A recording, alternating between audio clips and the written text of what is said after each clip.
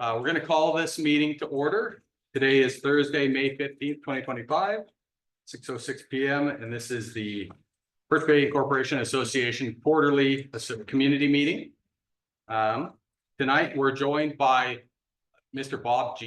Robert Jean. He's been a city manager of several cities, two immediately after incorporation. So he's got experience in new cities.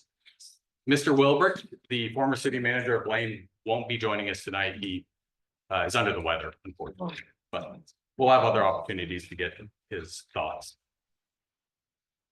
Let's see here. I wanted to start off with a little bit of a presentation on just kind of the history behind growth in Birch Bay and the conversation around incorporation. So what do you think?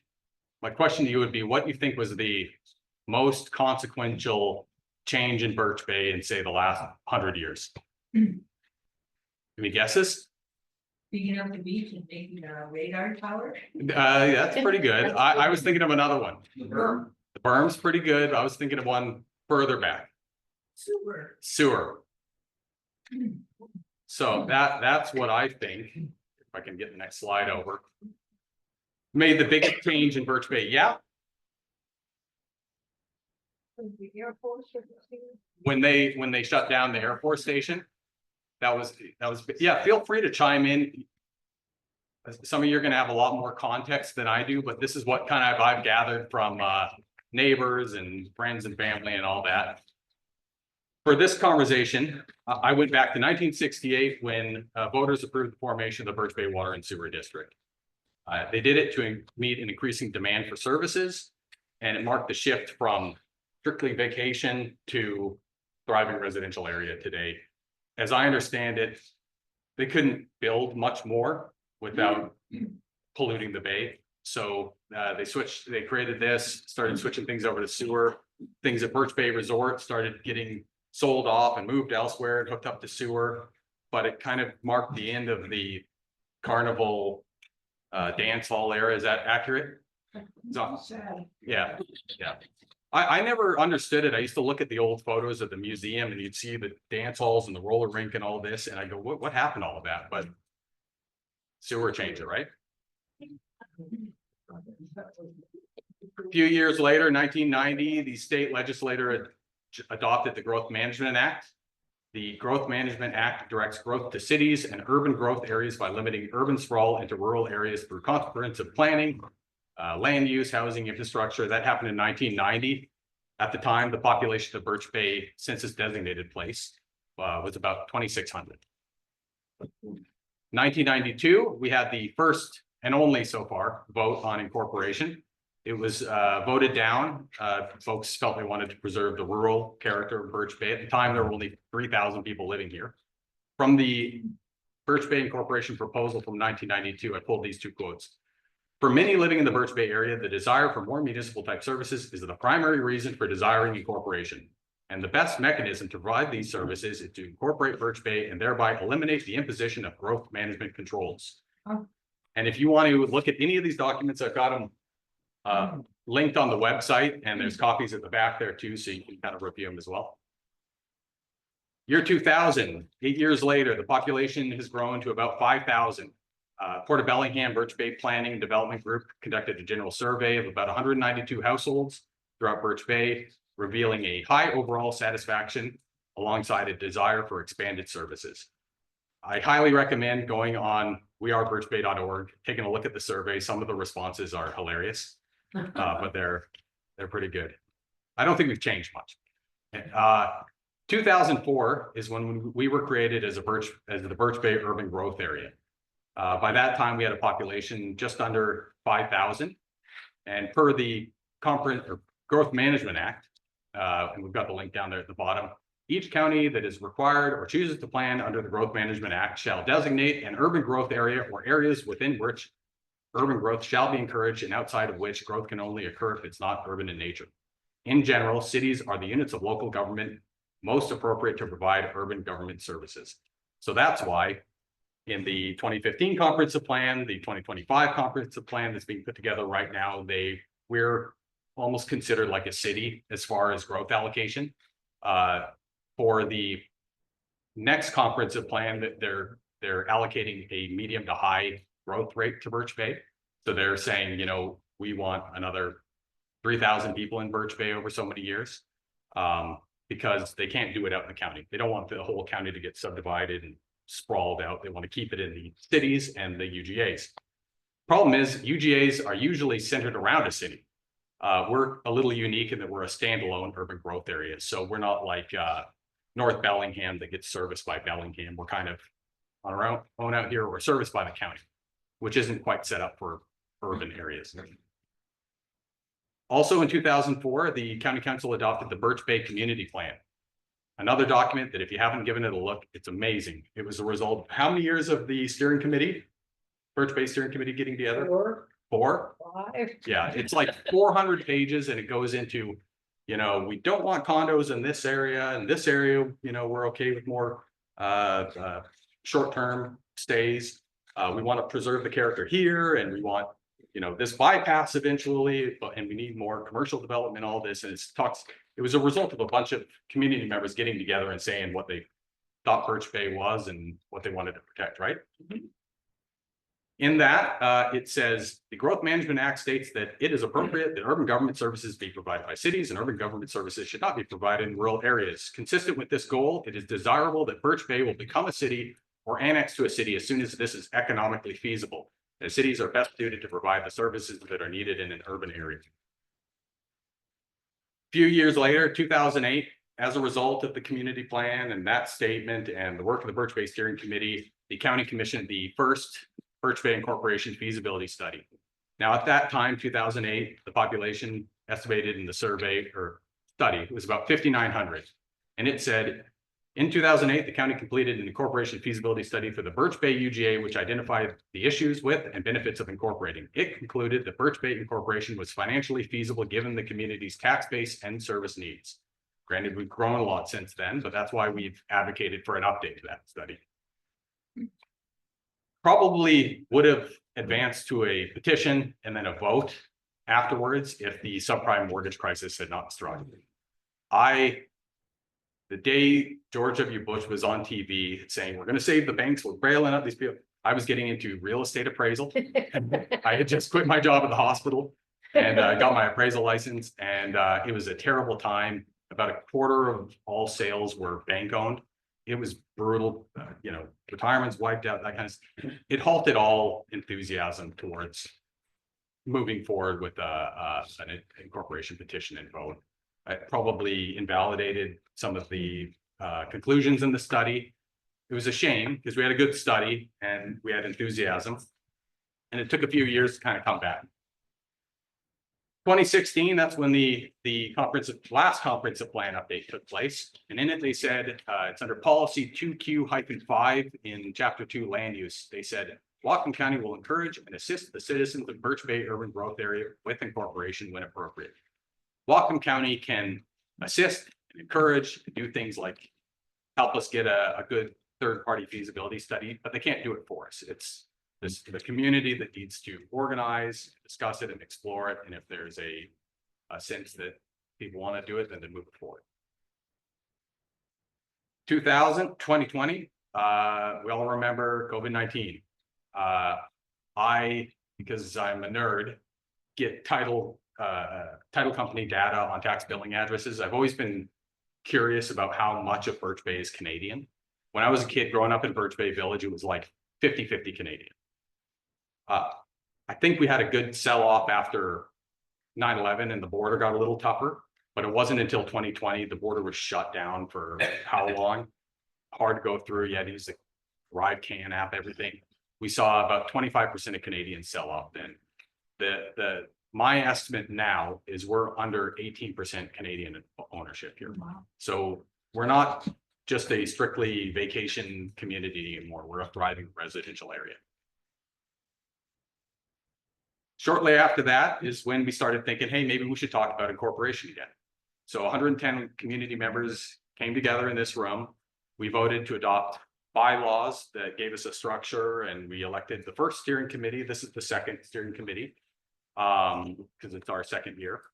And we adopted a statement of purpose, which says, in short, that our job is to explore and, if found feasible, advocate for incorporation to give residents of Birch Bay more direct control over the future of their community.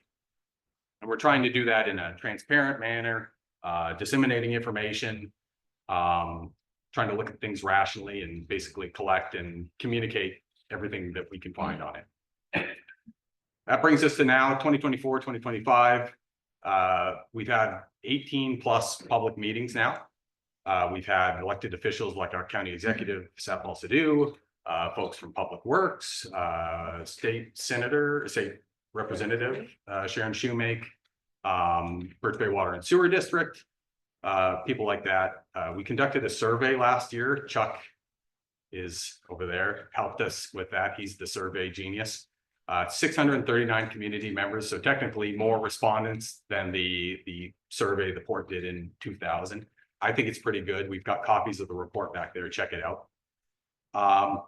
We've had discussions with stakeholders. We're making presentations to homeowners associations, local businesses, Chamber of Commerce, and then this year we were able to, and last year, successfully advocate for an update to that 2008 feasibility study. So as we speak, CAI is working on collecting data and identifying what kind of data they need. And by the end of the year, we'll have an update to that 2008 feasibility study based on our now almost doubled population. What's next? Surprised that it's doubled the population from when we tried it the first time. It's grown a lot. Well, it's more than doubled since 1992. So it was about 3,000 people in 1992, 5,900 in 2008 when the study was done. And now we're at 8,973 according to the Office of Financial Management. What's next for Birch Bay? Who knows? But the current comprehensive plan is projecting 42.9% population growth. That would put us effectively at the density of Ferndale today. So imagine Ferndale with one neighborhood deputy and one planner at the county who's also looking after the rest of the county. With that allocated population growth, they do land availability or suitability analyses.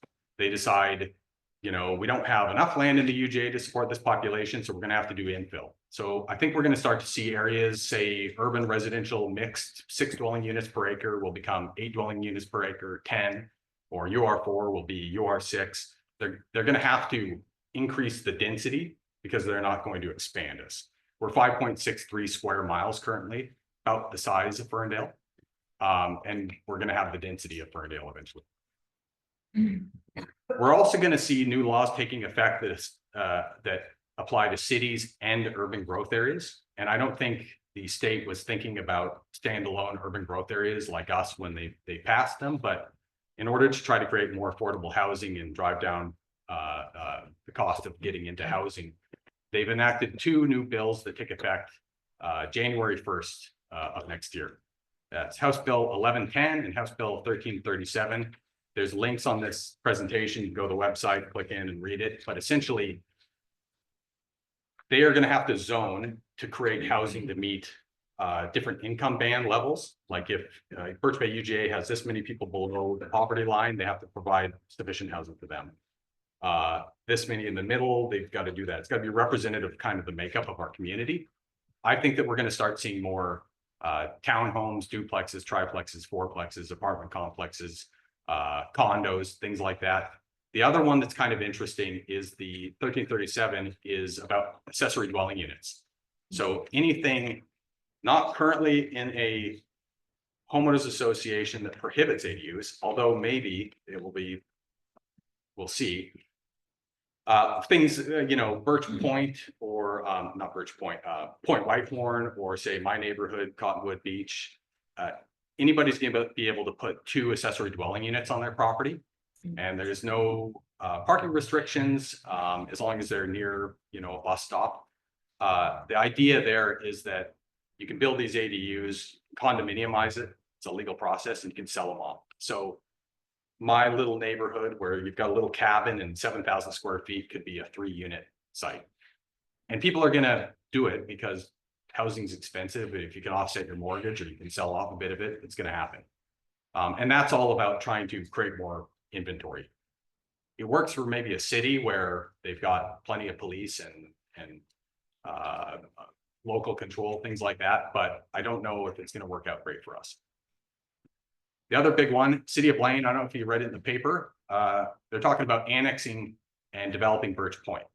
So that whole interior part of Birch Point, they're gonna have to build it up pretty dense in order to justify the cost of it. Could create stormwater problems for the downhill neighborhoods, could create more traffic on Birch Bay Drive because the bypass never went through. We're gonna see a lot of changes coming, potential changes. Fortunately, we might have the opportunity to vote on how we wish to be governed around that time too. So the feasibility study, we're hoping to be done this year. If it's positive and if there's a sense that people are open to this, then we can begin the petition stage, takes it to boundary review board, and then eventually a vote of the community. So there's lots happening out here. It'll be an interesting time. Are there any general incorporation questions before we go into the rest of the meeting and committee presentations? Anything? No? Anything online? Nope. All right. So we'll move on to roll call. I'm Matt Barry here, Lisa Guthrie, Here. Sharman Burnham, Here. Michael Stringham, here, Jonathan Mallahan, here, Jason Pulverari, Patrick Allesey, Caprice Pine, Here. Yorkson Jean, here. Caprice, you're on here twice. Sorry. Michael Rutowski, Jan Barnes, Lisa Black, Pauline Nefsey, Here. Holly Hamilton, let us know she could not make it. She's excused, and Raymond Chladney. Alrighty, thank you so much for all the hard work and keep it up. And it's been great work. On to approval of the minutes. These were sent out via email.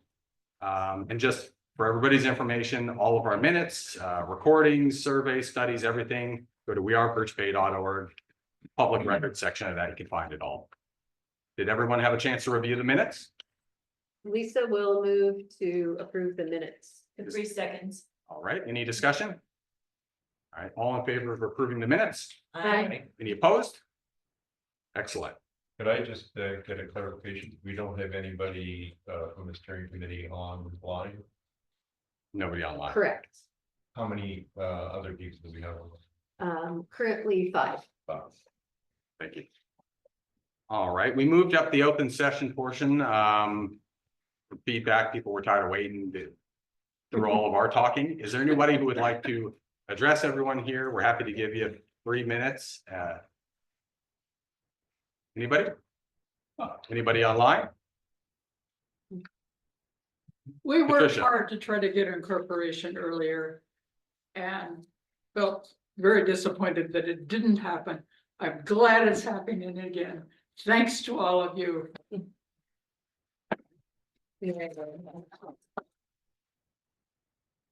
All right, anybody else? Would anybody else like to speak? This won't be the only opportunity. There'll be question sections at the end of every presentation, and you're welcome to ask Mr. Jean questions too. You know, to me, the open time is very important because I like to hear from other people and what they're thinking.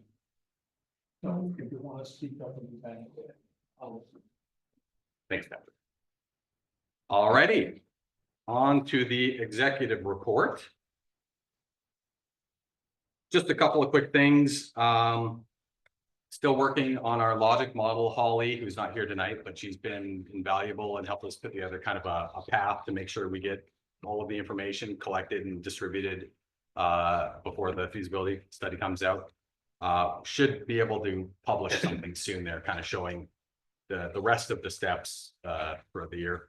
The next quarterly community meeting is Thursday, August 21st, 2025. So the way we're set up, we have a meeting every month, 2 steering committee meetings, and then a quarterly community meeting. So the steering committee meetings are less presentation oriented, more about planning for the community meetings where we try to share everything we've learned and gathered in the past quarter. The next one, since we're kind of on track and have a lot of information to communicate, is going to be more of an informal barbecue. We have the Heron Center, BP Heron Center rented at the state park, and we'll have some hot dogs or Jonathan thinks crab, but we'll see. Oh, And then just big visual displays and maybe, you know, more of a chance to talk to one another and share what we love about Birch Bay. So we're looking forward to that. Probably going to be during crab season again, so sorry. And then the 2025 feasibility update. So we did just get an email from Amy at Planning Development Services today. CAI, Community Attributes Incorporated, is working on the feasibility study. They're still in the early stages, identifying data needs and where to get the data. County staff's working with them to fulfill the requests.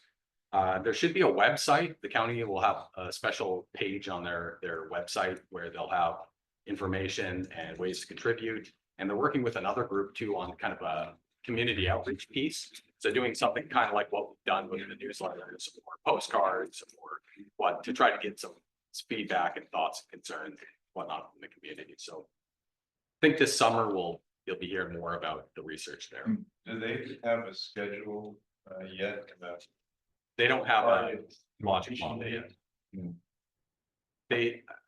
It's still in the early stages is what I was told. But supposedly they'll be reaching out to us so we can share what we've learned soon. And that's about all I had, unless I'm forgetting anything, Lisa or Sean or Michael. No? Good. Any questions for us? All right, communications, Lisa. So communications has been active, thanks to Yorkson and Jan. We have the sound bites. I don't know if you guys have seen them. They're all on the table in the back. Oh, here's one. Yeah, I didn't have any in my hand. There we go. This was our first one with the comparison of law enforcement over the different communities. So they're just one way to demonstrate some of the research information that research and feasibility has gathered. We're continuing our HOA outreach to try to meet with more community members. We're just trying to meet people where they are. And so we've been to 3 HOA meetings so far. There's another one coming Monday. And then on Tuesday, June 10th, we're actually, several of us on the committee and several of you in the audience are members of the Birch Bay Village Community Club. And we are going to be hosting a community outreach meeting there at Birch Bay Village. So we'll invite everybody to come and learn more about what we're doing in case they aren't making it to our meetings here. We'll have informational booths at 2 of our events this summer, the Kite Festival and Rollback Weekend. So we'll be looking for volunteers for those dates. We have our first issue of the newsletter was published. There's extra copies of it on the back table. If you didn't get one in your Northern Light or you missed it there in your Northern Light, it's full of great information. This is my charming assistant, Charmin demonstrates. The website continues to improve with getting information where you guys can find it. Everything's there. And I invite you to go take a look around. See the things we've been working on and things that were done here historically. This isn't a new idea, so it's helpful sometimes to review some of those older documents. We appreciate the Northern Light and Cascada Daily News picking up stories about our continued work.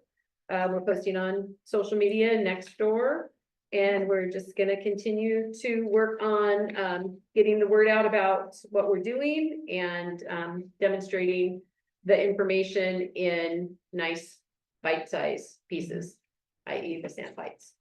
That's it. Any questions for Lisa on the communications committee? Right, we're chugging right along. Charmin, would you like to give the finance committee report?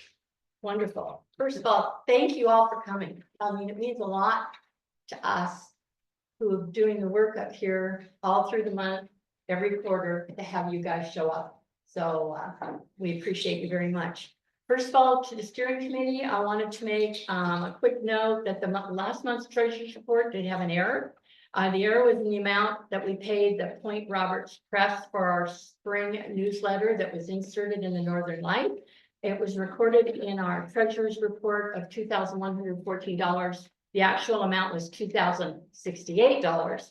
So what I'll do is I'm going to do a revised report and submit it to the steering committee for official record, but I wanted to acknowledge it and clarify it for transparency. So what's that, 2004? Yeah, $2,068. What's it for? The insert. Oh, Printed the okay. Northern Light, Printing and distribution, right. 11,000 copies. Yeah. That's a good value. Yeah. This one was actually on the April 17th to the 23rd, and it was inserted right into the middle of the Northern Light. So that's probably our biggest expenditure as far as direct mailing, but we're hopefully many people got it. And like you said, there's copies back there if you have anything. Excellent. Okay, then we have a treasurer's report. Treasurer's report up until May 14th, we basically have $150 for a steering committee check to help pay for expenses of the meeting today. We have $100 for C-Shop. Thank you very much. So and 13 cents for dividends, $250.13 for revenue. Our expenses were the Zoom count, constant contact, Birch Bay mail. So a total of $209.97. Our account balance is $2,154.28. So that concludes the treasurer's report. May I have a motion to accept? Second? I'll second. All right, any discussion? Seeing none, all in favor? Aye. Aye. Any Thank you. opposed? Great, motion carries. All right, and I'd like to take the opportunity for a few minutes just to walk you through quickly. We have 2025 first quarter fiscal report. Don't worry, it shouldn't be any big spreadsheets on there. So if anybody likes a spreadsheet, in your packet, you do have one here when you can keep track of what we're doing.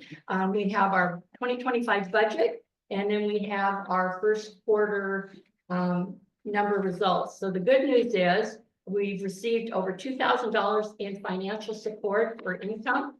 So thanks to the generosity of our steering committee members, Birch Bay residents, and local business stakeholders. On the spending side, our first quarter expenses were $1,733. But the good news is we're running in the black. And so we started the first year out looking pretty good, which helps us plan ahead. And we have some confidence in the fact that we'll be able to continue to do that. I feel it's important to note here that the BBA is not a 501c3 nonprofit. Our donations are not deducted off the taxes, so we appreciate every dollar we get. We don't qualify for necessarily Whatcom County or Washington State grants. We're funding ourselves to be able to give the information to the community. And so that, of course, takes money to do that. We're actually exploring alternative funding sources and looking for potential partnerships and sponsorships so we can ensure we can continue to serve and support the community effectively. All of this is why continued community support is just helpful. It's essential. Things like what we did with the Northern Light, it's important to get it out there so nobody can tell me that I haven't heard anything about what we're trying to do, correct? Excellent. Okay, as Matt mentioned at the start of the meeting, the BBIA is not here to push for or against incorporation. Our mission from the very beginning is pretty simple. It's to gather the facts, assess the feasibility, and make sure that every resident of Birch Bay has access to the clear and unbiased information. Events like tonight, where we're actually directly bringing a former city manager here to talk, is a key part of our mission. These conversations give us a real world insight into how cities operate, how that compares to remaining as an urban growth area. It's exactly the kind of informed perspective we need as a community. But let's be honest, putting together these events takes time, and it takes money, and it takes effort. From venue space, printed materials, outreach, promotion, these are the real costs involved in making these gatherings happen. So when the time comes for Birch Bay residents to make a decision about incorporation, we want to be sure that decision is based on solid information, not speculation. I hope you all agree with that. Good.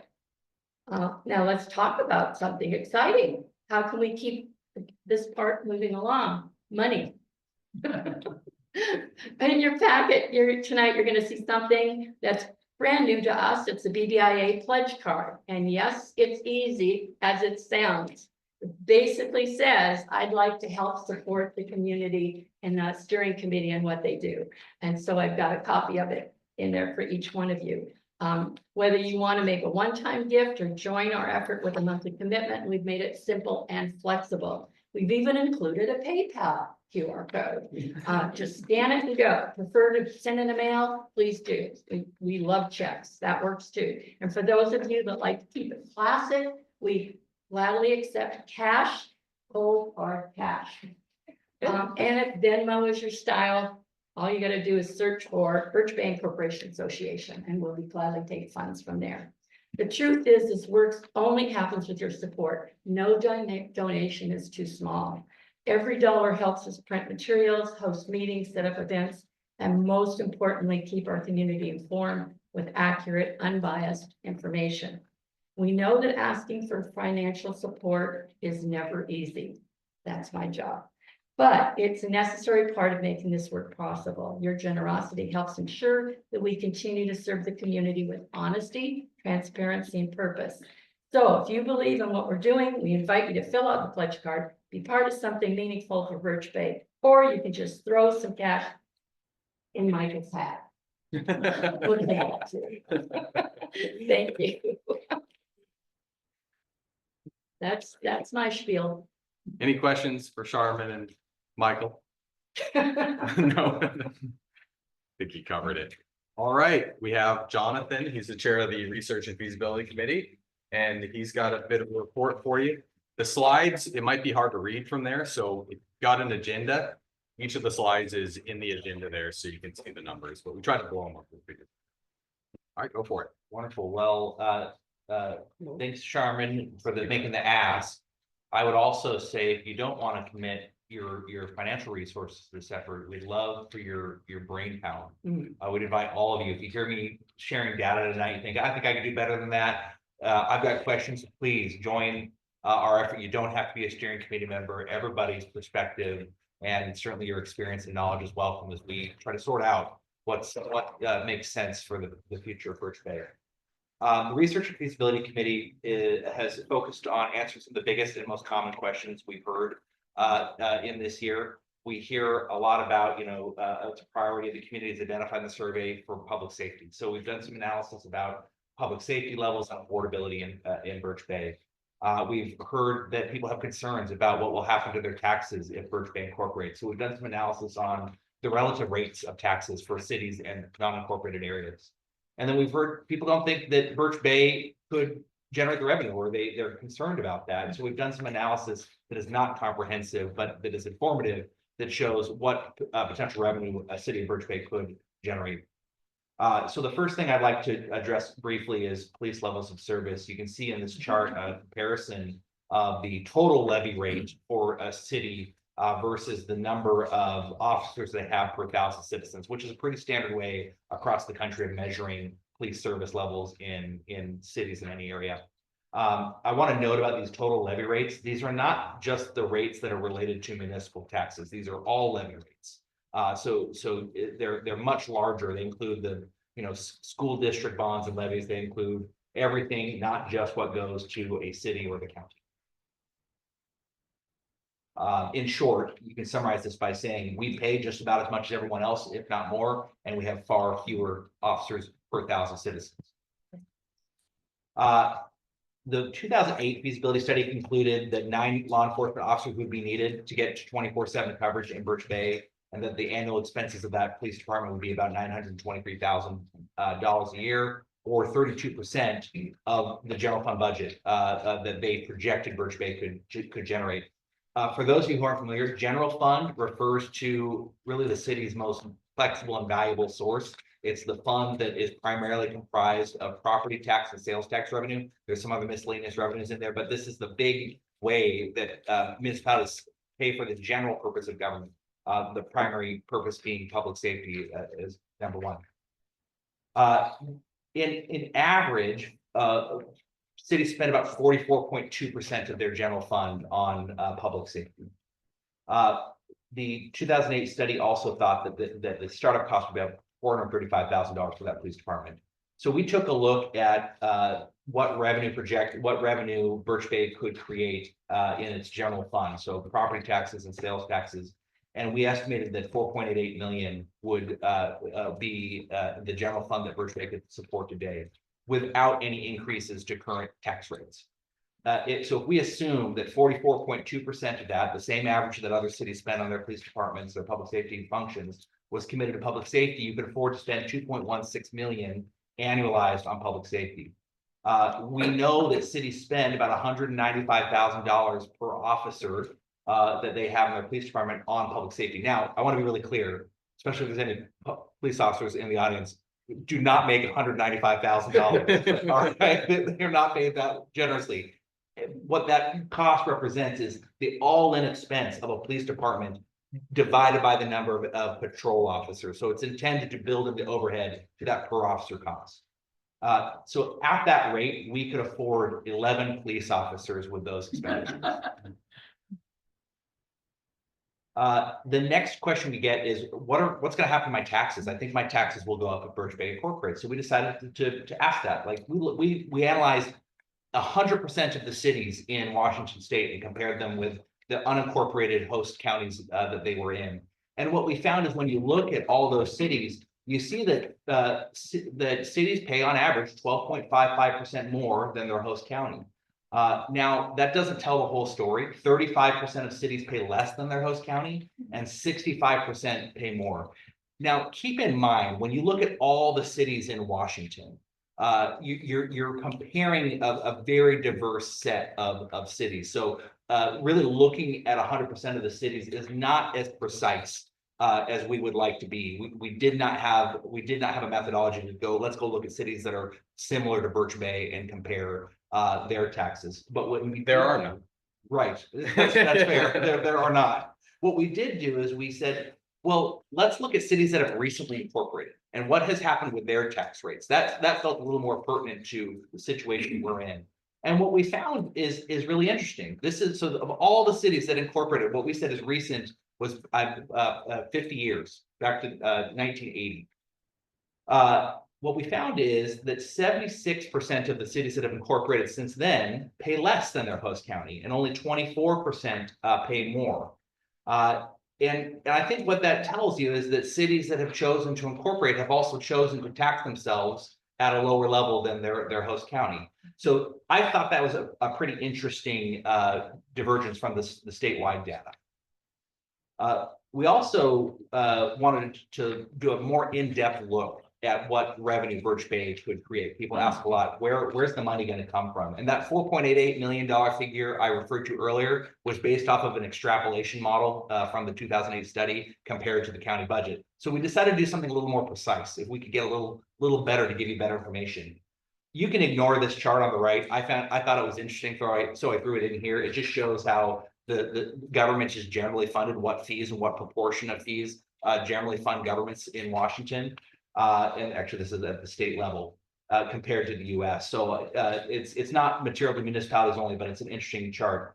The primary sources of revenue for cities are property tax, sales tax, real estate excise tax, state shared revenues, which are a per capita allocation, enterprise funds, which are fees for service. So when you go pay for a building permit, that's a fee for service. That revenue has to pay for the function of delivering the permit. Federal and state grants are a big source of revenue for cities. And then citizen voted taxes. There are a bunch of small buckets of excise taxes and other things that we're not going to get into, but these are big categories of revenue for cities. So we did a property tax estimate of what Birch Bay could generate, and what you see here on the left is Birch Bay broken down into the neighborhoods, and we do have the map of the neighborhoods on our website if you want to dig in and see where you're at, which neighborhood you're in. Birch Bay Village is obviously, but you see how many properties, how many parcels are in each of those neighborhoods, and then you see their total assessed value, which is what derives the tax rate, and then the potential revenue a city could generate by neighborhood. And so we multiplied the value by the current county expense, and that is the portion of the taxes you pay today that go to the county that if Birch Bay Incorporated could come to Birch Bay and taxes would not have to be raised, right? That's level spending on taxes. So what we found from that is Birch Bay could generate just over $2 million in property taxes on an annualized basis. Can I add something? I found it real interesting that Birch Bay Village generates more, or has a higher assessed valuation than Everson and Nooksack. Birch Bay Village could be its own city. We'd rather Wow. be with it, but So we took another, we also wanted to say, okay, the next, one of the largest categories of revenue for cities is sales tax. What could we generate for Birch Bay? And we do not have precise sales data for Birch Bay. So we did the next best thing. The Office of Financial Management publishes a report that says what's the average sales tax issued to counties per capita in Washington State, and it's a wide range. Actually, I found that Washington County was 7th in the state for sales tax generated per capita at $290.64. So when you apply that to Birch Bay's population, as reported by the OFM, that's 8,973 people. That's $2.6 million a year in sales tax. Now, I want to give you a caveat here. Sales tax changes and can change drastically from year to year. So this is not a statement that is a guaranteed 2.6. I think if anyone read the Northern Light this week, there's even an article about estimates of sales tax falling pretty significantly in Blaine due to reduced travel from Canada and spending in Blaine. So that's a number based off of 2023 figures. The next big chunk of money that cities get, and I want to be really clear, this does not go to the general fund. Real estate excise taxes are generally for capital improvements in city budgets. But OFM reported, and real estate excise taxes are those taxes you pay when you sell or transfer real estate. There were 7,702 transactions that incurred real estate excise taxes in 2023 in the county. We know that 923 of those transactions were here in Birch Bay. So we decided to multiply that by the factor of the average sales tax or average REIT taxes generated per transaction. And we came up with $1.6 million of REIT revenue to meet Birch Bay's capital needs. Anecdotally, I did an analysis of the 20-year capital plan and 6-year capital plan and identified all the projects for Birch Bay that needed to be funded. And there were I think there was $20 million in there. So if you're generating $1.6 million a year and you're looking at a 20-year plan, you're generating significant capital dollars to meet your needs. The state shared revenues, these are revenues that the state collects and then allocates out to cities by per capita. So things like liquor taxes, some gas taxes and things like that. These rates are the rates that Whatcom County receives per capita, and the total revenue we would generate annually is about $315,000. So at the end of the day, the estimates that we made, that $4.88 million general fund revenue is actually pretty accurate. And we were able to verify that with this more precise data. And I'm really looking forward to the feasibility study that's being done by the professionals, because it's going to be interesting to see what they catch and tease out, because they're going to have access to better data and better tools to project this. So thanks for listening to that. That's a lot. Good. Any Quick questions? question for Jonathan. Jonathan, what, and I don't have any experience with it, but what about the vacation rental tax? Yeah, the lodging, I mean, there's a few of them that they pay, and I am a vacation rental owner here in Birch Bay, and I can tell you that 10% of the revenues that I earn, gross revenues, are withheld by the vacation rental platform to pay state and local taxes. So I don't know the split that would end up going to a city, but it's more than 2%.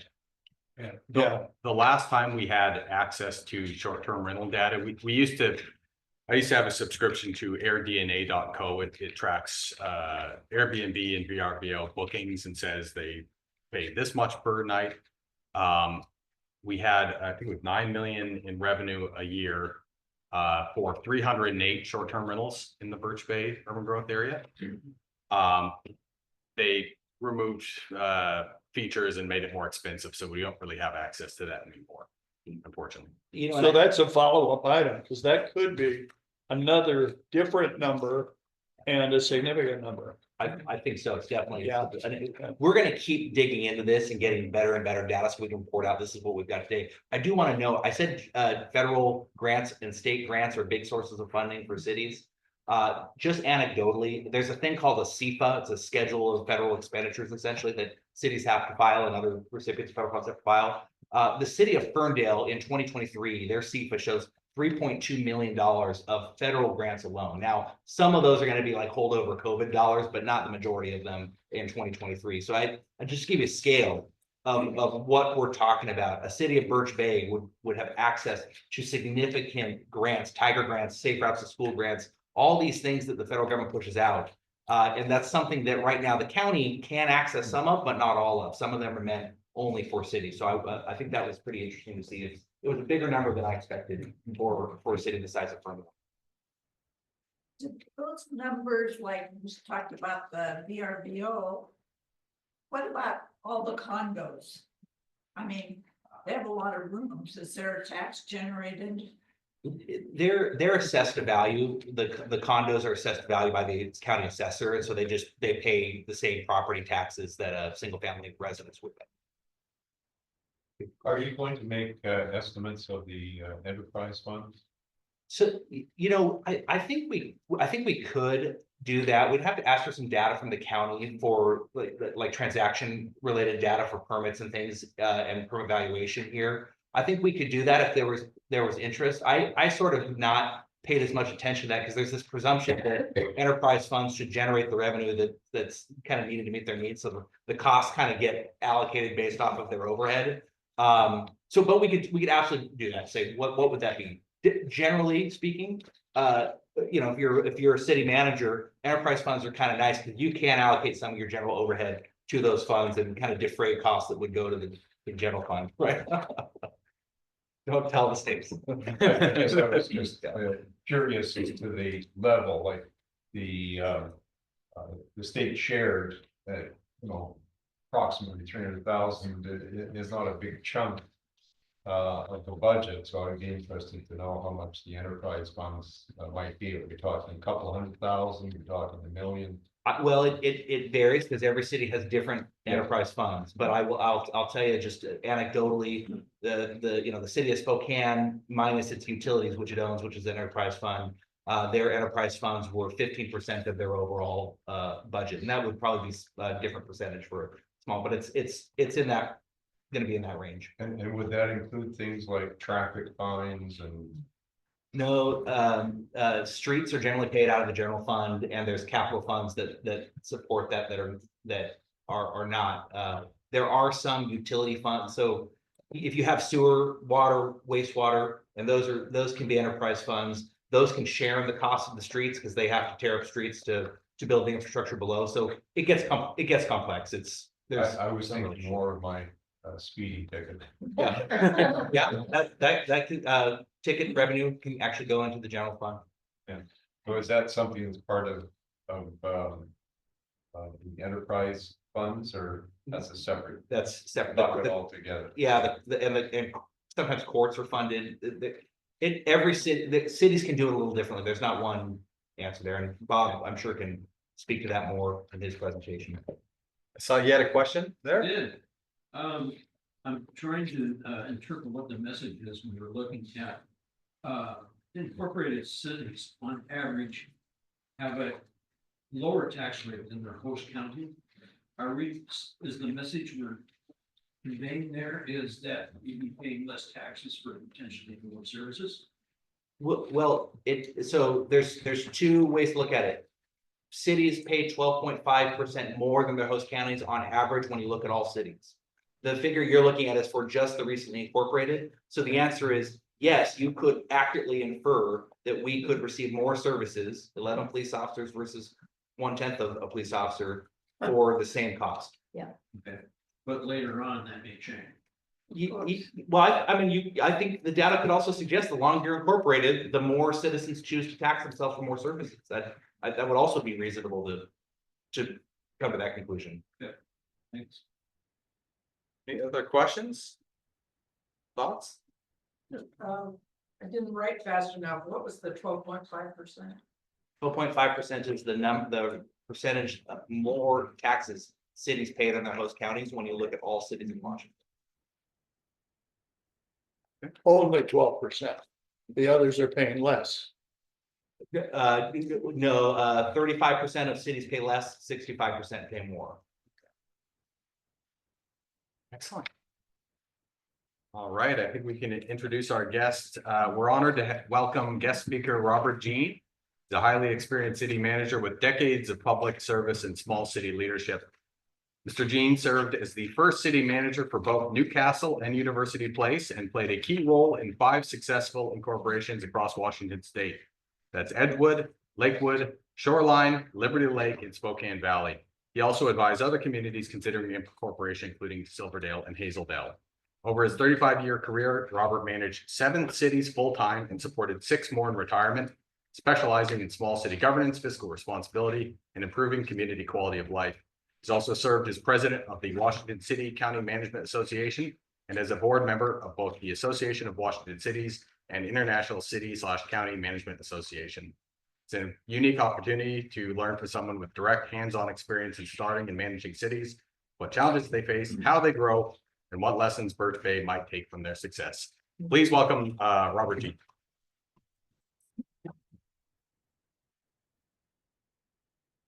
Would you like a chair? I'm gonna pull one up here. Stand and talk. Guys hear me okay back there? I was gonna, if you wanna stretch your legs like I'm doing and move up, this would be a good, it's a church. I know everybody likes to sit in the back row.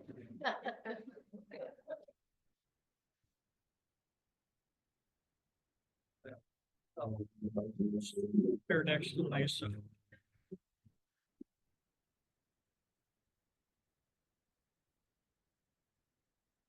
If you want to grab that one, I'll put my notes.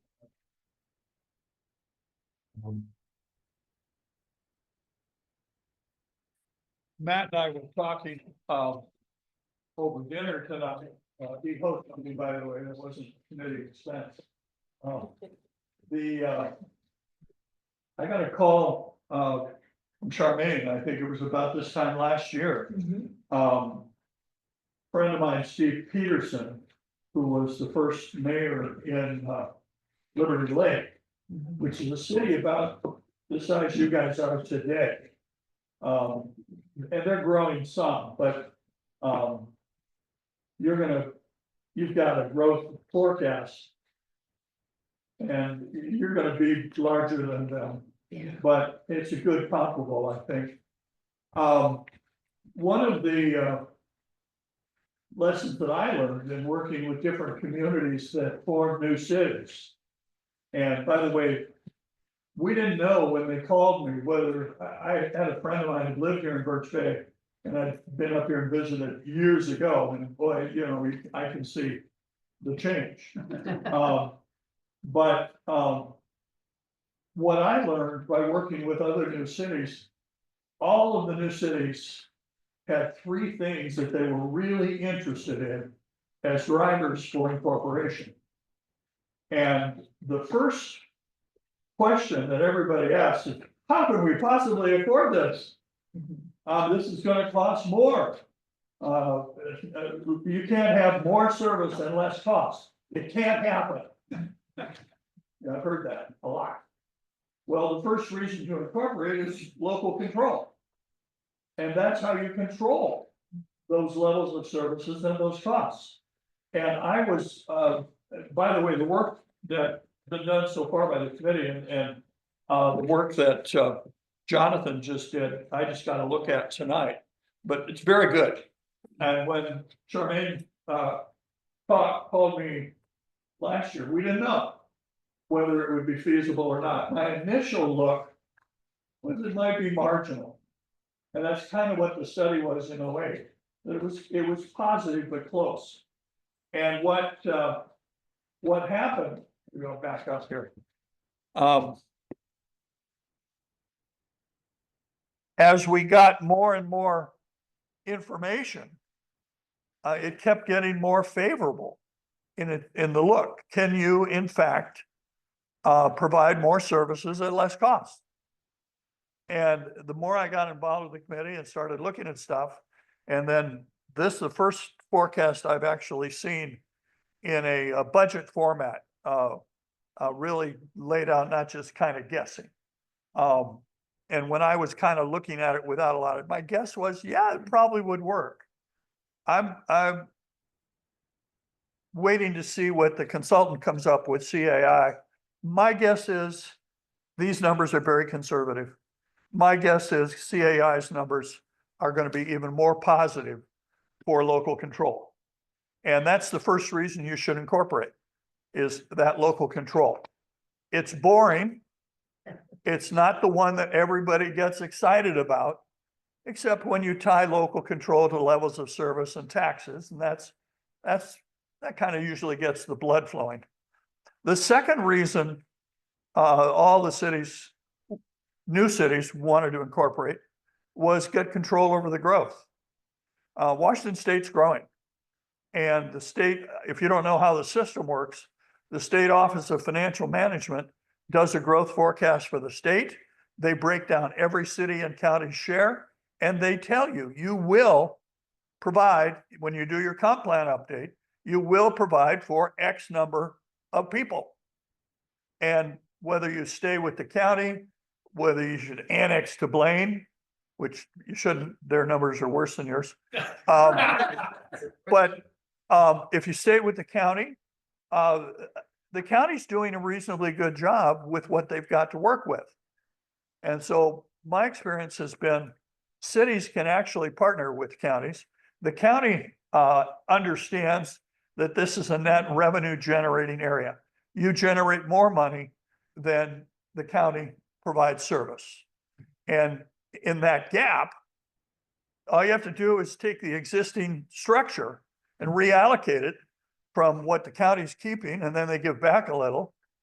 But counties aren't built to be cities. Cities are built to be cities. The Growth Management Act actually says urban means city. And the unincorporated urban area is just a transitional period.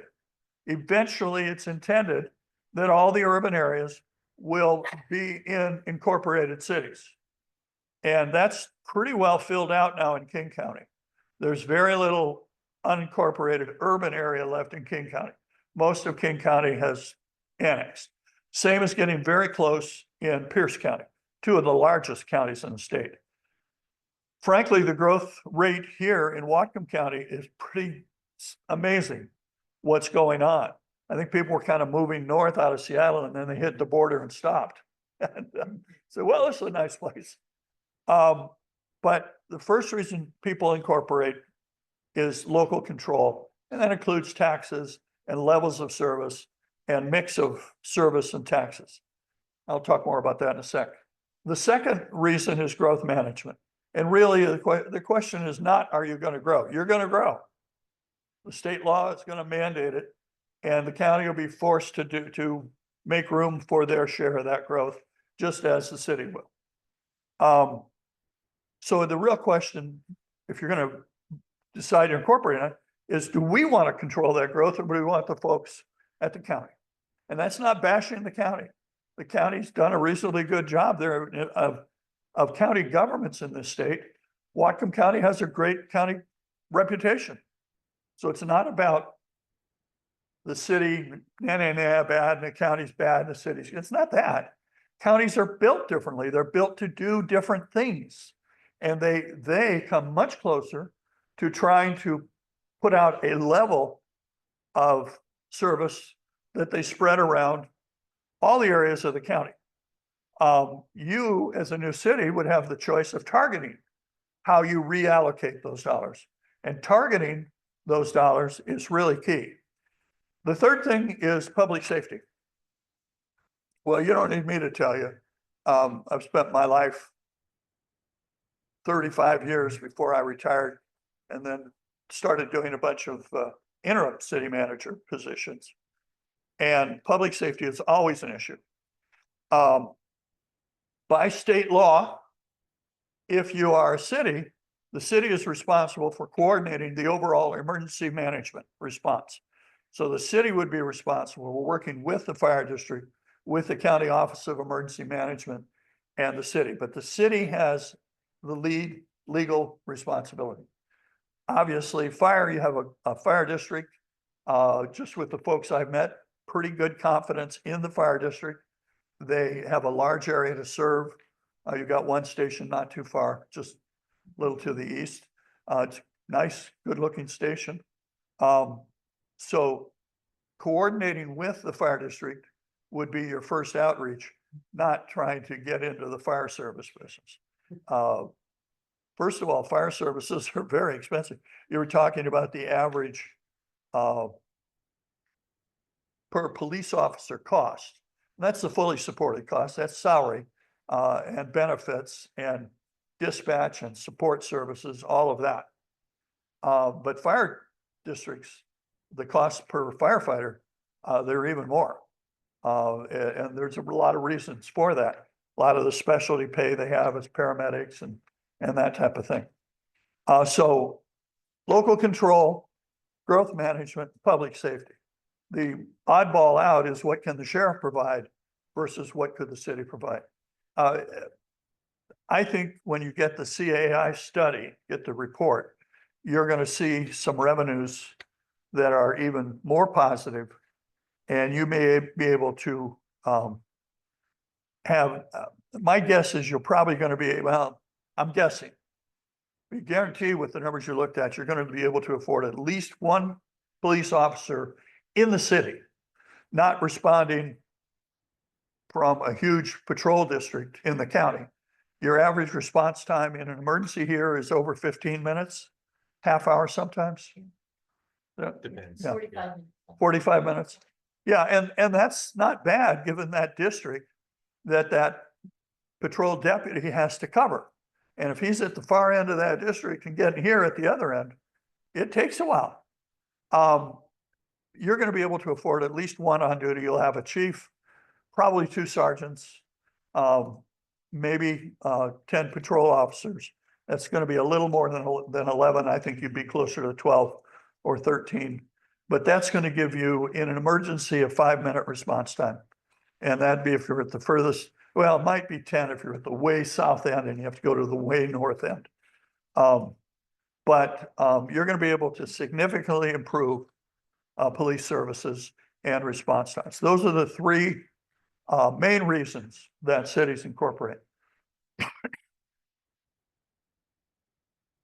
Several other points just in general. Back to my opening comment, though, when I was first approached by the committee, I didn't know. I saw the results of the 2008 study, said it looks like things have gotten more favorable in the growth and what's happened since then. So I would expect that would be better. One of the other items that's affecting your sales tax revenue is Amazon. This is Land's End. This is where I got these jeans. Anyway, I think everything I'm wearing was ordered online. And up until, I think it was 2008, maybe 2010, sales taxes were distributed by the point of sale.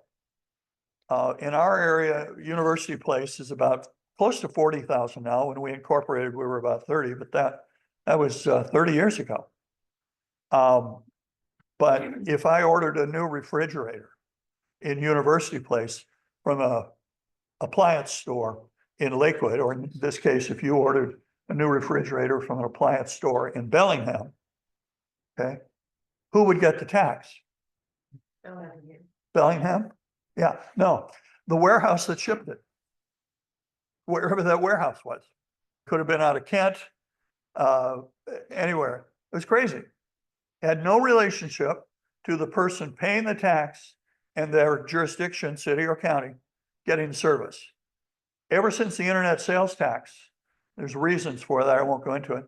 It had to do with interstate commerce, and calculating local tax rates was too complex. And the courts ruled that it violated the interstate commerce clause. Well, with computers now, you just give me a zip code, you can figure out the total tax rate and distribute it. That's a huge difference When I was the city manager in Puyallup, South Hill Mall, auto dealers, downtown, Puyallup, we generated, at the time that University Place Incorporated, Puyallup was generating, about $650 per person in sales tax. So those are 30-year-old numbers now. Tacoma, for example, was generating about average, about 250. University Place was generating 40. Okay, that was the difference in how the sales tax distribution works. But with the internet sales tax and the distribution and shift towards online, University Place's sales tax is now pushing $1 million. You were looking at a number that the average may be looked at about 2.1 million. So when I say Birch Bay looks stronger than the averages that I'm seeing, I'm talking about new cities. The real reason that the unincorporated areas were not annexed was they weren't revenue positive. They didn't have a strong sales tax base. University Place didn't have an auto dealership, didn't have a mall, didn't have a downtown redevelopment. It does, well, I wish it did. I've been trying to tell the city manager that he needs to put into the city newsletter where their Carvana site, how an order on Carvana or any of the online cars. That would be the next strategy, but that's a conversation for Steve and I later. So your sales tax revenues are stronger than the average new city that I have seen. Your property tax revenues are stronger. I believe at a recent county meeting, the county administrator said that Birch Bay generates as much property tax for the county as the refineries do. Really? Yeah, you guys are not a poor case to be pitied. Okay, this community is very feasible as a standalone new city, and you can do it without increasing taxes. You just have to redistribute the taxes that exist. And you can actually do it for less because, and it didn't show up in these comparisons the way they were drawn, but the statute limits cities for their share to about $1.06. I think it's $1.65. Or I'm not, it's been a while since I had to do that, or it might be $1.67. And the county for the police levy is about what, 180? Somebody gave me that number. It was 1.8. What is it? 1.8 or 1.83. 1.8. Okay, so 1.8 compared to $1.65. So that difference is automatically a savings. That tax is called the county road tax, which doesn't go to roads. It basically funds police. Yeah. And every county uses it for that. And your rates are pretty reasonable. But it's also one of the reasons why the sheriff doesn't have more deputies to give better response times. Again, that's my comment about not bashing the sheriff. The county's doing what a county does. And they're not a city. And the one number I'd like to have CAI take a look at is updating Jonathan's numbers, not only the vacation rental allocation, because I think that's going to be a big number. And it'll be kind of like the internet sales tax. It's going to make a big difference from the 2008 study. 2008, there was no internet sales tax, and vacation rental taxes were minimal, if even existed. But the other area to look at in the revenue side, when CAI does their study, is going to be how those caps actually forecast. There were 13 new cities incorporated since 1990. And I still think all, if not most, are still less expensive than having stayed under county government after 25, 30 years. So, you know, if people say, well, with local control, Could we vote to increase our taxes if we wanted to? Yes, you could. Have most of the new cities done that? No. Most of them have kept their taxes about the same or a little less than when they incorporated. University Place was about 35,000 when we incorporated. We're about 40 now. We incorporated with a city tax rate at the $1.65. I think it's $1.65, and it's now at $1. And that's with a recently voter approved law enforcement levy. It was less than $1 per thousand. Who's in the homeowners association? Michael, you live in, and I understand you guys pay about 200. How much do you pay a month? Yeah. Well, it's an annual, How much? but it's about 230. 210. 210. About how much a month? $210 a month. Two- in 210? village. Yeah. So about 210 a month.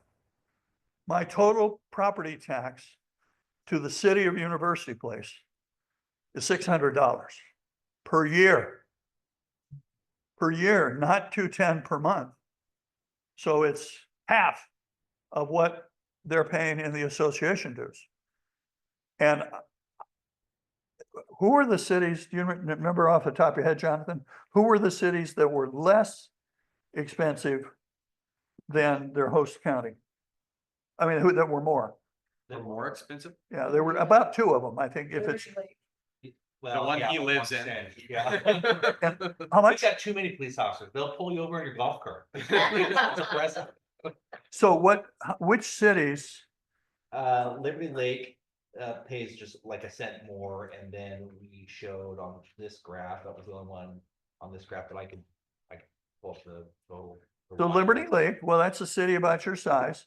They do have a pretty robust city Parks and Rec district. So you would have to, as a comparable, look at adding in your Parks and Rec district tax, but I understand that's not much.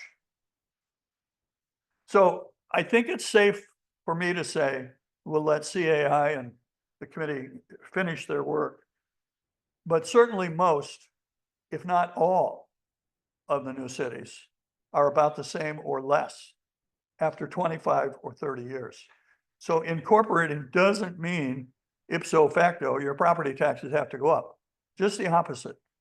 Now, we can talk about organization theory and why is that?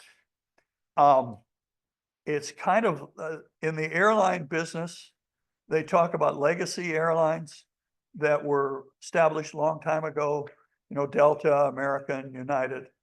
And then there's startup airlines that are less expensive. Southwest, Frontier, I'm trying to think of some of they don't have some of the ongoing costs. They don't have people that they're paying retirement to.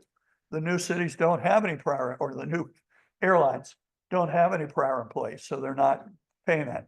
The legacy costs of the older established cities are significant. And as a new city, you don't have that. So when it comes to local control, there's that. Well, you folks are pretty fiscally conservative. You guys aren't wild card crazy stuff that I've seen. And you're just not going to do that to yourself. Your costs are going to be about the same or less than having stayed with the county. And then additional to that, you're going to do a better, more tailored job of growth management. You want to stay involved with the county in this cycle of the comp plan, but that's not over forever. You have the ability then, as soon as you're incorporated, you can start to review your comp plan and start to detail your zoning codes and other things right off the bat. And then public safety, the police, you already know my thoughts on that. You're going to be looking at 5-10 minute response times instead of half an hour. Let me sit down so my old knees don't give out on me here. Oh, see a few other knee knockers out there.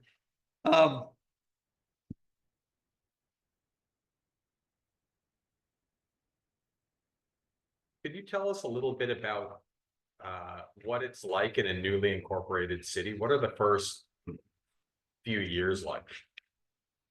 It's hectic. In and this out there close to- what happens when right now you go through the feasibility stage? Does this make sense from a growth management and local control and public safety? The more we learn about it in this period of time, and I really think big thanks to the county government for hiring the CAI and getting a good third-party look at where we are today. That's all good. But the feasibility stage, then you end up, okay, now we need to decide, we're gonna do this or not. And then you're gonna have a community group that gets together and some folks will be for it, some will be against it. You'll have town halls and you'll go through that. If you stay on track, Matt, you're thinking you might be on the ballot in November of 06? 26, yeah, kind of the goal. Okay, so assume you're on the ballot in 26 and assume you say yes. Then shortly after that, people will start running for city council, assuming you propose under the chapter in the state laws 35A, which is the non-charter local control city. And the advantage of that was a question you had, the advantage of the non-charter locally controlled city is that you have the same powers as any other city in the state. So if Seattle can do something, you can. Not that you want to, but if you wanted to, you would have the power and the authority under local control. And so then you do your vote. By May, you're going to have a city council. And at that point, you're going to start what they call the interim period. You're not legally a city yet, but you have some legal authority.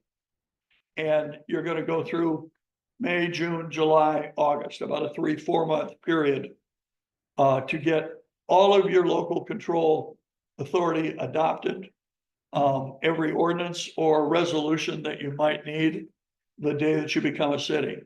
And in our case, we incorporated on August 20. And on August 20, we legally flipped the switch and University Place became a city. Followed the same pattern in Newcastle, which by the way is about the same size as you guys. Little side story there, just a little piece of information. When they started the incorporation study, included an area along Lake Washington called Newport Hills. So Newcastle is between Bellevue and Renton. And if you're not familiar with it, it's an old mining area. And they had coal mines up there. And there's a train, a locomotive that dropped off a barge and it's down in the bottom of Lake Washington. Oh, really? Yeah. But there's Newcastle and Newport Hills. The Newport Hills area was pretty favorable economically. And Bellevue, essentially short story, Bellevue annexed it before Newcastle could incorporate. So 6 months later, they changed the name to Newcastle because that really reflected the area there. So I do have the distinction because for a while there, 6 months, it was Newport Hills.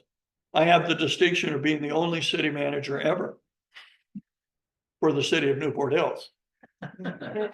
So I tell that with some looking back on things. So after the interim, let's say August, this time next year, you would be a city and you would start putting stuff together.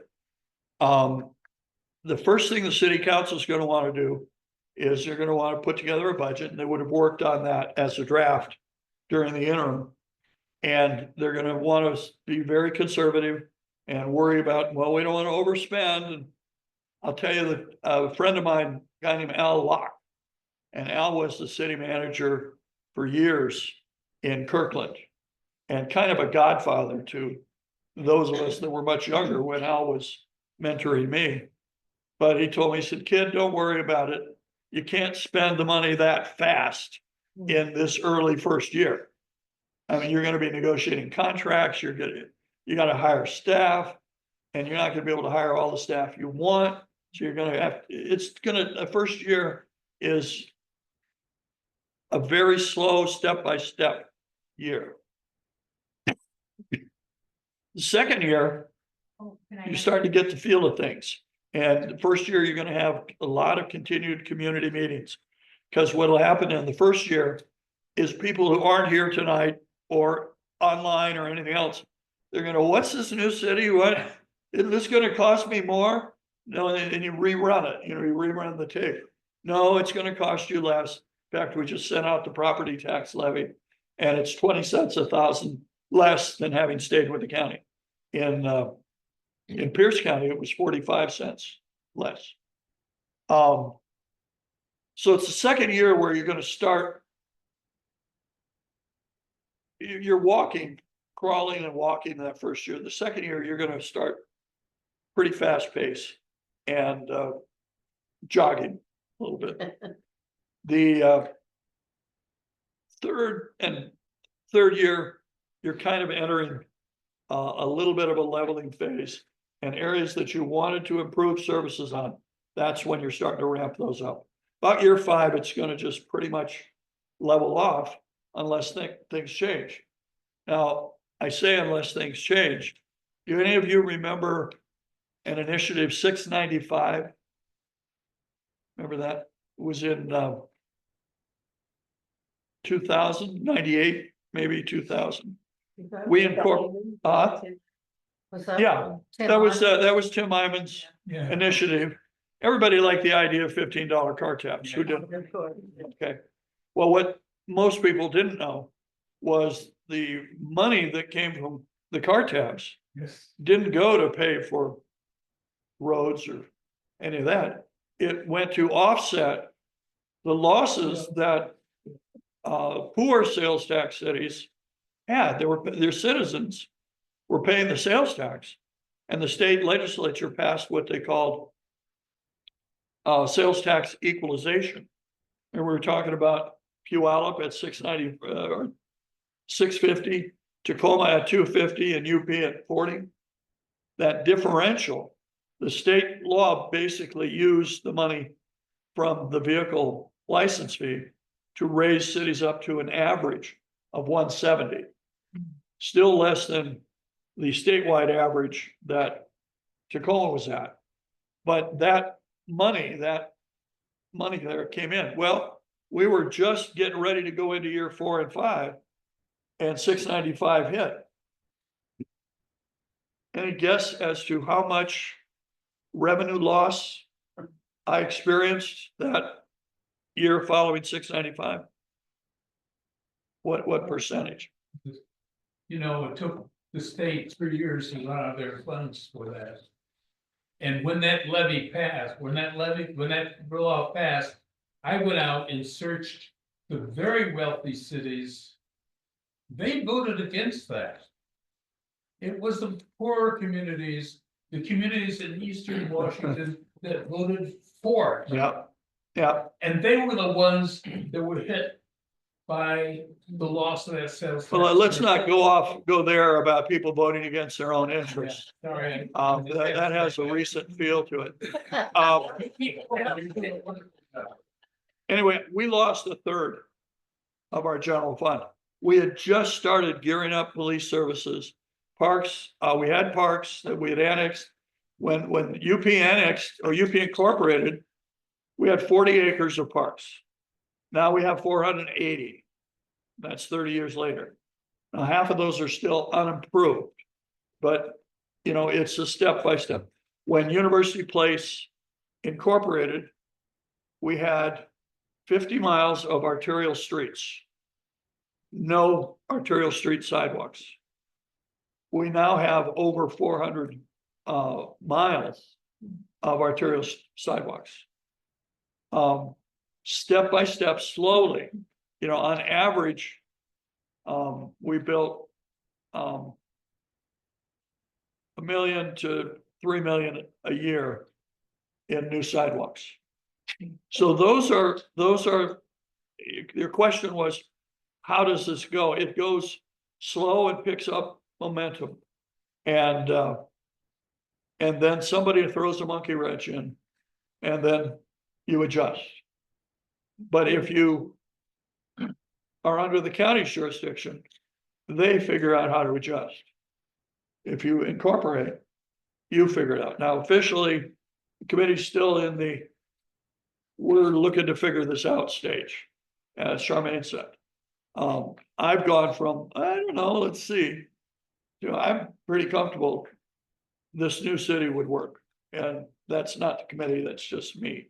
But I am based on some information that I didn't have a year ago.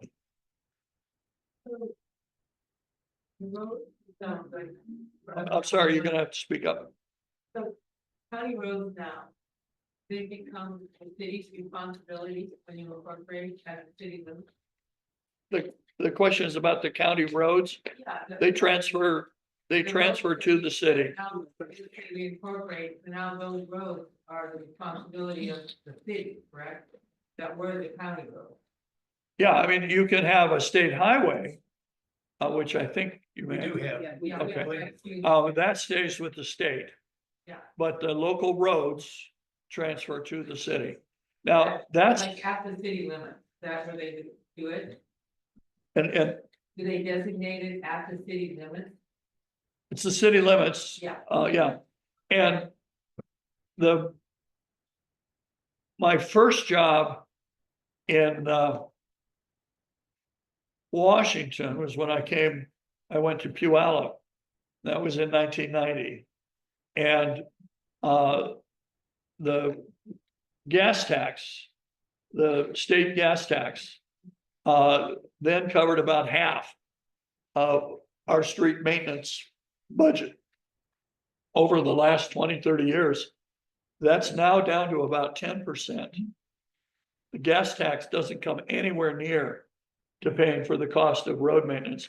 And that's true for state government, county government, city government.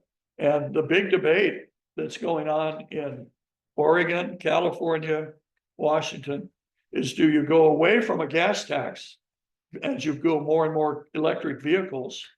Do you go to a tax that's based on the miles you drive, the weight of your vehicle, a weight mile tax like truckers pay? We haven't figured that one out. I know one of the questions that Michael asked was, if you have a homeowners association that's paying to take care of its local streets, they're not public streets, but is there a way that the city could help some? Well, first of all, recognizing that the general fund from the gas tax doesn't have a lot of money to play with anyway. But legally, could there be some way to equalize that so that each neighborhood is getting their fair share of what gas tax and stuff there is? Yeah, and that could be done by contract. And there's a number of ways that you could do that. But this committee and I wouldn't be the ones to decide that. That would be the then city council. Mr. G, we just went over time, but I want to make sure that the folks here and steering committee members, if they have any questions, maybe we could do kind of a lightning round. Yeah, and I'll try to keep then we can talk afterwards. And I'll try to keep my comments short. As you figured out, I don't do a lot of prepared statements. I kind of work from bullet points. So, But, Pauline had a question. Pauline, okay, so, I mean, I have no doubt we have enough money to run the city. That's not an issue to me. But what is an issue is that you talked about the transition, talked about first year, talked about second year. How do you get the funding for that transition? I'm sorry. How do you get the funding, the money for the transition? What's the money trail? Where does the money for the transition come from? And when? do you Oh, get the money okay. for the- Where's the money trail? Yeah, we're talking about the phases. Yeah. You've got the study phase, the way you get the money is you stand in the door like a church and you pass the hat. That's the first phase, donations. That's what we're doing. That's what we're doing. And the study, the county's funding, so that's good. Mhm. Then the question is that 3 to 4 month period, Right. you go to a bank, this is a good story. You go to a bank and it's easier now because there's been more new cities. Okay. But we went to the local bank that was in Newcastle. And we went to the VP for that region with the bank. And said, you know, hi, we're starting a new city and we need $500,000 loan. And he goes, how does that work? Who are you? You know, they didn't know. And I said, call the governor's office, they'll vouch for us. Okay. You borrow the money. And that was the comment that my friend Al Locke made. Because it was like, well, $500,000, and that was 30 years ago. So maybe it's $1.5 million, $2 million today. And you go, is that, you know, a lot of money? I mean, how do we spend that judiciously? And Al's comment to me was, you can't spend it fast enough. Don't worry about it. You know, so you borrow the money from a local bank. I don't know what your local banking is. What I did, But you have your board is borrowing the money. that's what I said, when you are in that interim period, you don't have the full powers of a city, but you do have limited powers under the state law. And borrowing money is one of them. So you borrow it and then you repay that. The other thing that happens is the county is going to be collecting. If you incorporate in August, then you're taking on the service responsibilities for September, October, November, December. So 5 months of revenue. The county has to reallocate their proportionate share of that to you. And that's how you pay back your startup loan and get off into business. And there's, from a financial standpoint, if you charted it out, your revenues kind of grow. And it's like a bow wave effect. You folks have boats. You get a bow wave head of the boat and the expenditures are less. And then that bow wave dips down and your revenues and expenditures start to track. The temptation, and this, any of you that should run for a new city council, remember this, the temptation is to really juice the service levels to show the people this was a really great decision. And you do it by spending that bow wave money. And then you don't have it in the year 2 when you do need it. But if that answers your question, it's you borrow it to get started, you get the money from the county on their proportionate share that you then use, and then starting that next year, you have your own property tax levy, your own sales tax revenues, all of that. Did the county give you any other money besides the property taxes? No, and most counties don't. And they're gonna, if what the county administrator is saying, they're gonna have a loss if you incorporate. And so they're gonna be making it, they're not gonna be feeling too generous, you know, but it'll work out. And it did for the other, well, you had Spokane County, Kings, Pierce. I think those were the 3 counties. There were, interestingly enough, there were 2 cities that or communities that I was advising, and they were just filthy rich. And if they had incorporated as a new city, they'd have had tons of sales tax. Hazeldale, the area where 205 and I-5 split down north of Vancouver. It's a community, it's a huge sales tax area, very limited population. The other area is Silverdale, over by Bremerton, just north. They got the Silverdale Mall and stuff. And in both of those cases, the Doubting Thomases voted no. No, you can't have more for less. It wouldn't work. You can't do it. So don't pay attention to what those 13 other new cities did, because you're not going to be able to do that. Well, I can tell you right now, you're smart enough as a community, you can do it. And a little more than you wanted. Michael? Bob, in terms of the transition, like in the first 5 years, we know that cities, just like counties and other jurisdictions, can get direct grants from the state and from federal funds for infrastructure types of Yeah. projects. But we had heard that in startup cities, that the state is looking to help even more, like to build a city hall or a police. Not so much help with like a city hall, but if you wanted to build a senior center or a community center, there's grants for that. And there's state grants. I'm not sure there's gonna be much help from the federal government left after Doge finishes up, what they're doing, and unless you get a Tesla dealer, I'm not sure, you're gonna get a grant. Sorry, I have my opinions.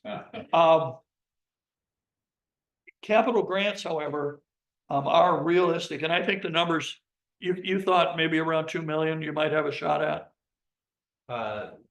Ferndale had 3.2, and so proportionately, we're 2 if we were per capita same. Yeah. And that's one of those things like 695, with what the feds are doing right now. And, they cut off food for starving children in third world countries, because that was waste. So I don't know what it'll look like. I think state grants are still pretty feasible. I don't know what to count on forecasting with the feds. I think that's all crazy back there, and that's not a partisan statement. It's just Republicans and Democrats. They get that DC fever and they're crazy. I don't know if that answers your question. I was thinking more of, if you could explain how special grants you can apply for example, for roads. You see, the city of Blaine, building its second. Yeah, well, one of the ones that he mentioned are the safe route to schools. Now, if you had a school, you probably have a pretty good shot at a safe route improvement. But that's between you guys and the school district. Yeah, I mean, grants are gonna be out there, but grants you have to see as one-time only money. It's opportunities. Yeah. There was a book.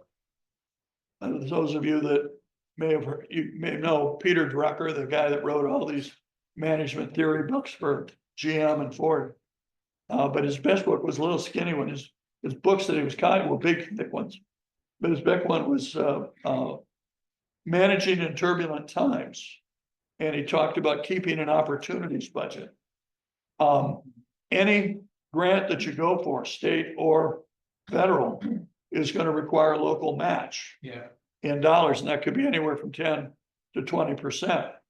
So I would suggest that some of that bow wave money that I talked about and any other one-time only money that you get, you park that into a contingency or a reserve, what Drucker would call an opportunities budget. And it presents itself and you can move.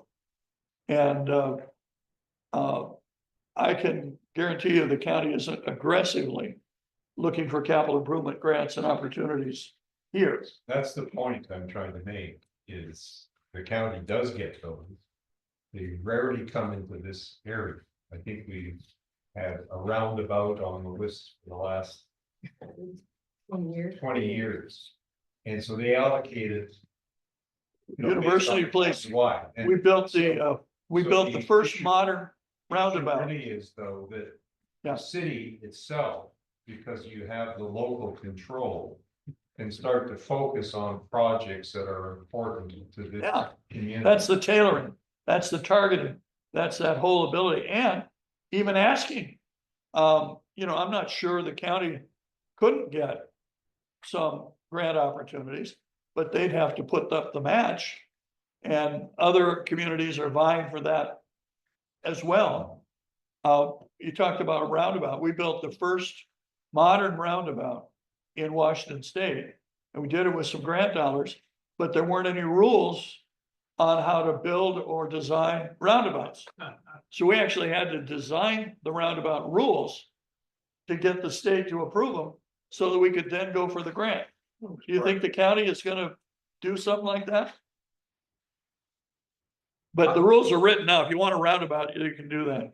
I might get questions over here, but you got new committee members. You guys gotta, We do. I want to be respectful of folks' time because we have gone over a little bit. And maybe we adjourn the meeting, but we can hang out and chat a little bit. can we take one more from this group and then the committee? and I can Already. Chuck, you got a question? Yeah, I'm just a little bit curious. I was concerned about or interested in cities in Whatcom County, so while you were speaking, I used my handy phone and I Googled, does Ferndale have a deficit in their budget? Does Linden have a deficit in their budget? Does Bellingham have a deficit in their budget? And they all do. Ferndale's had a deficit for a while, and it's actually, I guess from what I just read, going to be worse this year, even taking out the school, issue, because the school budgets are pretty bad. Bellingham apparently has between a $3.5 and $4 million deficit projected for this coming year.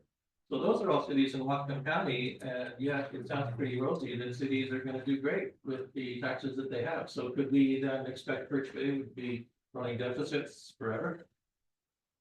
No, and remember, the school district, which is the biggest share of your property tax between the school district and the state, that the state share of the local property tax goes to schools. It's probably about two-thirds of the property tax. So they are very dependent on the valuations of property, ups and downs, how all that revenue comes in. Same thing with the fire district. They don't have sales tax. School district doesn't have sales tax. That's why I keep saying the biggest difference, the internet sales tax is huge as a difference, because that money was just going out generally and not coming back to poor sales tax, poor cities, like Blaine. And now, you're going to do fine. But the school district, their deficits are tied to a whole different Right, but that's what I'm situation. saying. What I was reading is that parceling out the school deficit, Ferndale would be running a deficit anyway. And Blaine ran through their rainy day fund, well before the Canadian stopped coming and before the school issue came up. So forgetting about the school stuff, but why is most of this stuff pretty rosy, but those three cities aren't? Well, if you're talking about some of your surrounding cities here, and they're showing a deficit is you're spending more money than you're bringing in. And that's not uncommon for more established long-term cities. They have policy creep or service creep. The new cities tend to not do that. They tend to hold to like a core level. And unless it's really radical, like that 1/3 revenue drop that we have, but we've worked our way out of that.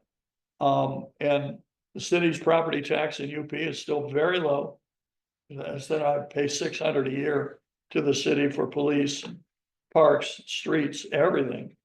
So a deficit, if Ferndale or Blaine or Bellingham are seeing a deficit, I think they had certain expectations at this level, reasonable expectations of revenues at that level. And then, the Canadians got pissed because they didn't want to be the 51st state. And so now, that's down.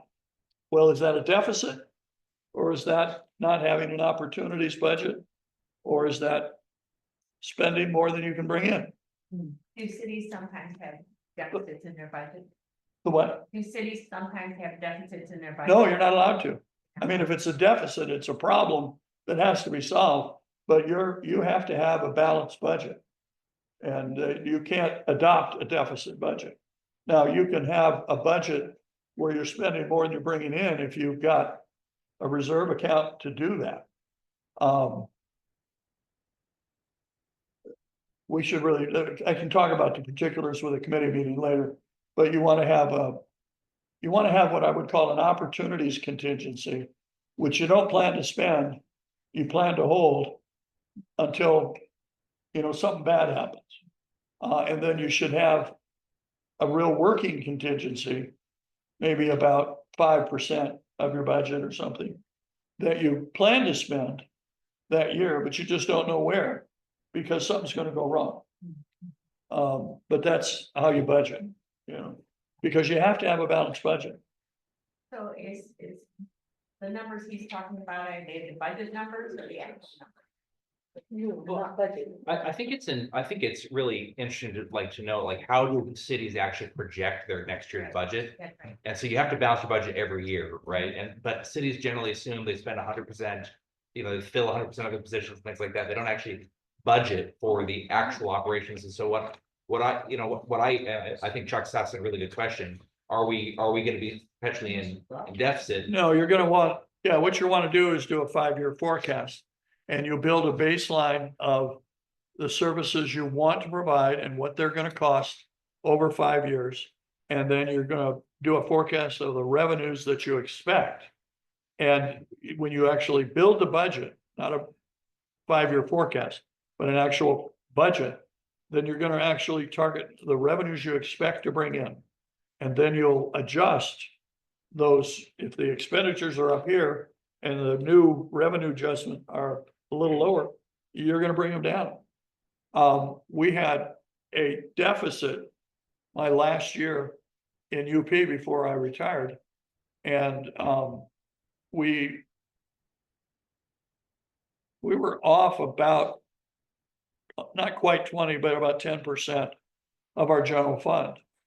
And I had to cut back both in police services and in Parks and Rec.